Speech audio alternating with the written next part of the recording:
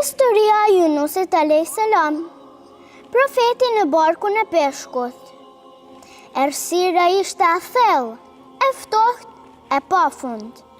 Në mes të dalgëve të fuqishme të një deti të ergësuar, një njeri rën nga anija dhe u zhduk në thellësi. Uji e përpiu si një gëllënke vetme, dhe pa pritur, ai ndjeu se s'po binte më, por rrësqiste në brendësinë e dëshkaje të gjallë, të errët dhe të fuqishme. Ishte brenda barkut të një balene, i vetmuar, i rrethuar nga errësira e trefishtë, errësira e detit, errësira e natës dhe errësira e barkut të balenës. Ai kuptoi gabimin e tij. Asnjë njeri nuk mund ta ndihmonte. Asnjë tokë nuk ishte aty për ta shpëtuar. Ishte vetëm ai dhe Zoti i tij. Me një zë të dridhur, ai përshpëriti një lutje që të mbetej përgjithmonë si një shenjë e pendimit të sinqertë. La ilaha illa anta, subhanaka inni kuntu minaz zalimin. Nuk ka zot tjetër përveç teje. Ti je i lartësuar. Unë kam qenë nga të padrejtët. Ky ishte profeti Yunus a.s. Njeriu që mësoi se asnjë vend në botë nuk është shumë larg për mëshirën e Zotit. Errësira e barkut të balenës ishte e rëndë. Nuk ishte dritë, nuk ishte ajër të pastër. Vetëm një heshtje e frikshme dhe zemra një njeriu që rrihte fort duke kërkuar shpëtim. Ai e dinte pse ishte atje. Ai e kishte braktisur popullin e tij pa lejen e Zotit. Ai kishte ikur kur duhej të qëndronte. Tani i mbështjellur në këtë burg të gjallë, ai nuk kishte asnjë mënyrë për të shpëtuar, përveç se t'i dorëzonte plotësisht Zotit të tij.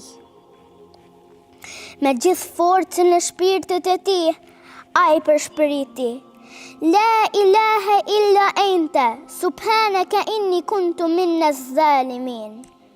Nuk ka zot tjetër përveç teje. Ti je i lartësuar. Unë kam qenë nga të padrejtët. Dhe deti e dëgjoi, dhe balena e dëgjoi, dhe qielli mbi ujërat e larta e dëgjoi.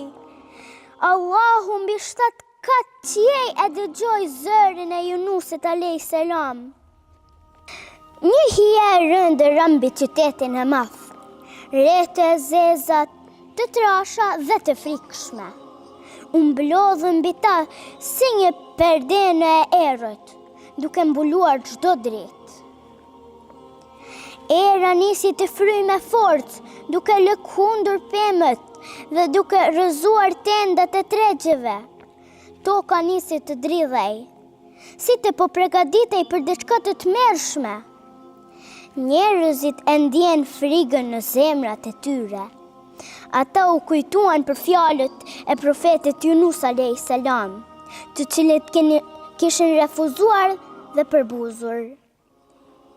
Nëse nuk ktheheni te Zoti, një ndëshkim i madh do të vijë mbi ju, kishte thënë ai. Dhe tani ai ndëshkim po vinte. Njerëzit nisën të vraponin nëpër rrugët e qytetit, duke shikuar njëri tjetrin me tmerr. I gjithë qyteti u mblodhën në sheshin kryesor. Asnjë shtëpi nuk kishte mbetur e qetë. Asnjë zemër nuk ishte më krenare. Ata kuptuan se kishin bërë një gabim të madh. Dhe tani i lutej një dënim që kishte mbi kokat e tyre. Në atë moment, një burrë i urtë mes tyre thiri: Nuk ka me kohë për krenari. Nuk ka me kohë për justifikime. Nëse vërtet dëshironi të shpëtoni, pendohuni. Kërkoni falje me gjithë shpirtin tuaj. Dhe kështu qyteti ra në gjunjë. Ata ngritën duart e tyre drejt qiellit dhe thanë: O Zot, ne kemi gabuar, ne kemi qenë të padrejt, na fal dhe mos në shkatro. Ata qanin me zë, rënkonin me gjithë forcën e tyre, dhe për herë të parë, zemrat e tyre ishin të sinqerta. O Zot, ne jemi penduar, prano lutjen tonë, mos na lë të humbasim. Në momentin që pendimi i tyre arriti kulmen, diçka jashtëzakonshme ndodhi. Reja e zezë që ishte ulur mbi qytetin e tyre se një hije vdekje përurëse, nisi të shpërndahej.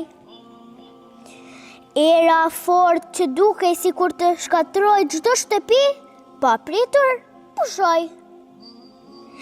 Toka e cila dridhej nga tronditja e saj e tmerrshme u qetësua. Njerëzit ngritën syt nga qielli dhe për herë të parë, pas shumë kohësh, ata panë rrezet e diellit që shpërthenin përmes rreve. Dënimi ishte ndalur. Zoti me mëshirën e tij të pafundme i kishte falur. Një popull që shpëtoi përmes lotëve. Populli i Yunusit a.s. mbeti në gjunjë, duke qarë. Por këtë herë jo nga friga, por nga falënderimi dhe habia. Ata kuptuan se nuk ishte vone për të kthyer te Zoti, për të ndryshuar dhe për të jetuar me drejtësi. Ata që dikur kishin mohuar të vërtetën, tani ishin të vetëdijshëm për fuqinë e Zotit dhe mëshirën e tij. Dhe kur Yunusi a.s. u kthye, ata e pritën jo me si një njeri të zakonshëm, por si një profet i dashur, si një deritë udhëzuese që u dha një shanse të dytë për të jetuar me besim dhe drejtësi. Ndërkohë thellën e barkun e balenës, lutja e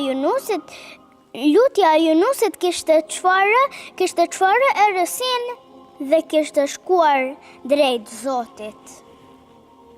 Dhe Zoti pranoi pendimin e tij. Balena urdhëruar nga Zoti lëvizi drejt bregut. Valët e detit u bëjnë vend. Dhe pastaj me një lëvizje të Zotit nuk e la vetëm. Ai bëri që një pemë e butë e kungullit të mbinte pranë tij, duke i ofruar hije dhe ushqim derisa ai të rimarrë forcën. Kur Yunusi a.s.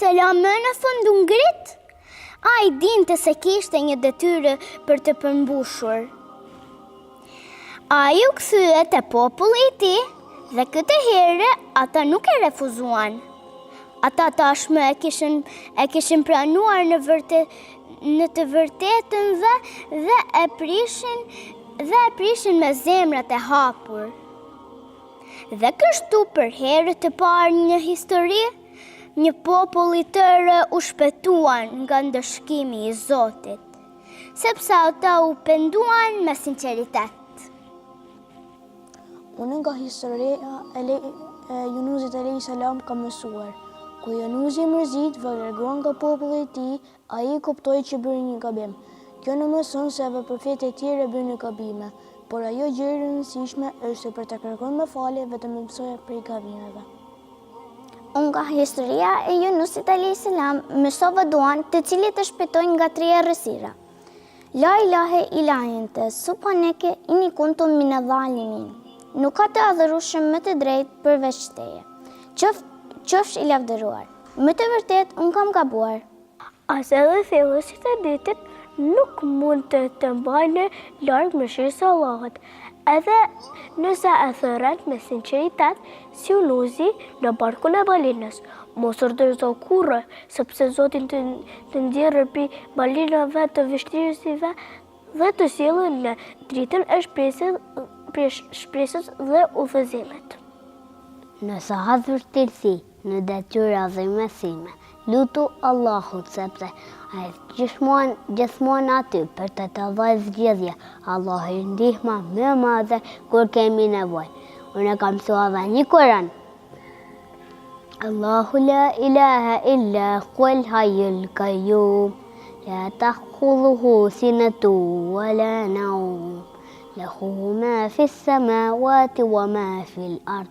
من ذا الذي يشفع عنده إلا بإذنه يعلم ما بين أيديهم وما خلفهم ولا يحيطون بشيء من علمه إلا بما شاء وسع كرسيه السماوات والأرض وما يؤوده حفظهما وهو العلي العظيم.